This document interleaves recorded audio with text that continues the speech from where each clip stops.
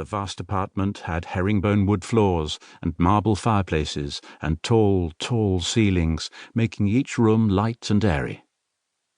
It was an inquisitive child's paradise, with its nooks and crannies.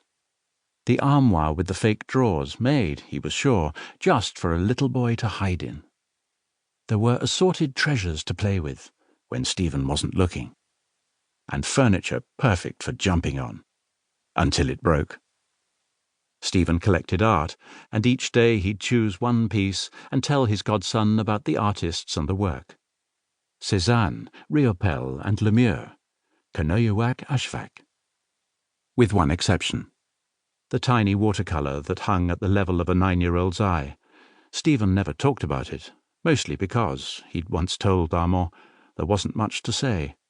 It wasn't exactly a masterpiece like the others, yet there was something about this particular work. After a day out in the great city, they'd return exhausted, and while Stephen made chocolat chaud in the cramped kitchen, young Armand would drift over to the paintings. Inevitably, Stephen would find the boy standing in front of the small watercolour, looking into the frame as though it was a window, at the tranquil village in the valley. "That's worthless," Stephen had said. But, worthless or not, it was young Armand's favourite. He was drawn back to it on every visit. He knew in his heart that anything that offered such peace had great value. And he suspected his godfather thought so too, otherwise he'd never have hung it with all the other masterpieces. At the age of 9, just months after both Armand's parents had been killed in a car accident, Stephen had brought the boy to Paris for the first time. They'd walked together around the city, not talking, but letting the silent little boy think his thoughts. Eventually Armand had lifted his head and begun to notice his surroundings. The wide boulevards, the bridges, Notre Dame, the Tour Eiffel, the Seine, the brasseries, with Parisians sitting at round marble-top tables on the sidewalks, drinking espresso or beer or wine. At each corner Stephen took his hand, holding it firmly, until they were safe on the other side. And slowly young Armand realized he was safe, would always be safe with this man, and that he would get to the other side. And slowly, slowly, he'd returned to life, here, in Paris. Then, one morning, his godfather had said, "Today, garçon, we're going to my very favourite place in all of Paris. And then we'll have an ice cream at the Hôtel Lutetia."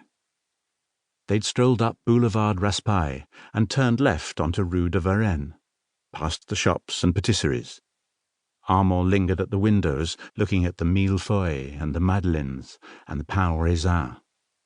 They stopped at one, and Stephen bought them each a tartelette au citron, giving Armand the small paper bag to carry. And then they were there, at an opening in a wall.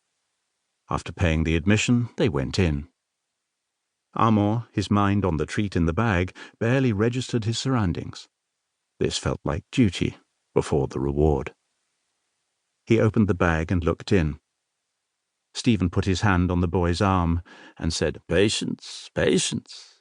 With patience comes choice, and with choice comes power." The words meant nothing to the hungry little boy, except to say that he couldn't yet have the pastry. Reluctantly, Armand closed the bag, then looked around. "What do you think?" Stephen asked, when he saw his godson's eyes widening. He could read the boy's mind. It wasn't, in all honesty, all that difficult.